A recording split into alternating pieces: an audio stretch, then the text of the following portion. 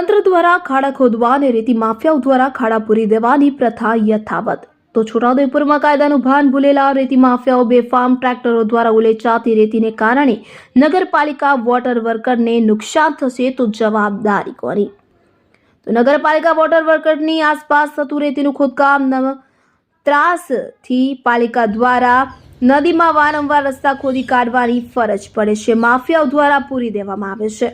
તો વિગતે વાત કરીએ તો છોટાઉદેપુર ઓરસંગ નદીના આધારિત નગરપાલિકાના 2 વોટર વર્કર્સ આવેલા છે કે જે નગરની 35,000ની વસ્તીને પાણી પૂરું પાડે છે, પરંતુ છોટાઉદેપુર ઓરસંગ નદીમાં વોટર વર્કરની આસપાસના વિસ્તારમાં પણ ગેરકાયદેસર રેતી ખનન થઈ રહ્યું છે। ગત 4 દિવસ પહેલા તંત્ર અને આગેવાનો દ્વારા વોટર વર્કર પાસેથી નદીમાં જવાને રસ્તે ખાડા ખોદી કાઢ્યા હતા કે જે પુનઃ રેતી માફિયાઓ પૂરી દીધા છે।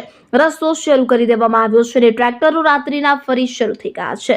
છોટાઉદેપુરમાં કાયદાનું ભાન ભૂલેલા રેતી માફિયાઓ બેફામ ટ્રેક્ટરો દ્વારા ઉલેચાતી રેતીને કારણે નગરપાલિકા વોટર વર્કરને નુકસાન થશે તો જવાબદારી કોની? તંત્ર દ્વારા ખાડા ખોદવા અને રેતી માફિયાઓ દ્વારા ખાડા પૂરી દેવાની પ્રથા યથાવત ચાલી રહી છે, પરંતુ નક્કર પગલાં ભરાતા નથી।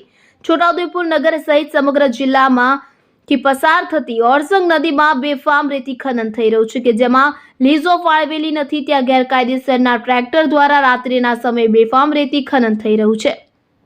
ઘણી જગ્યાએ હિટાચી મશીન જ નદીમાં ઉતારી દેવામાં આવે છે। કાયદાનું ભાન ભૂલેલા આ રેતી માફિયાઓ કોના સહારે અને કોની હૂંફથી આ ગેરકાયદેસર પ્રવૃત્તિ ચલાવી રહ્યા છે તેની શંકાઓ પ્રજામાં ઘર કરતી જાય છે, પરંતુ આ ગેરકાયદેસર ખોદકામ અટકાવવા તંત્ર નિષ્ફળ હોય તેમ લાગી રહ્યું છે। છોટાઉદેપુર નગરપાલિકા વોટર વર્કર્સની આસપાસ ગેરકાયદેસર રેતી ખનનને કારણે દર વર્ષે પાણીના સ્તર ઊંડા ઉતરી જાય છે, જ્યારે પ્રજાને પૂરતું પાણી મળતું નથી અને બહારથી વેચાતું મંગાવવાનો વારો આવે છે। આ રેતી માફિયાઓના ત્રાસને કારણે નદીમાંથી જે ટ્રેક્ટરો ઉતરીને રેતી ભરવા જાય છે, રેતી ચોરી થઈ જાય છે અને તેઓને અટકાવવા માટે નગરપાલિકા દ્વારા ટ્રેક્ટરોના નદીમાં વારંવાર રસ્તા ખોદી કાઢવામાં આવ્યા હતા।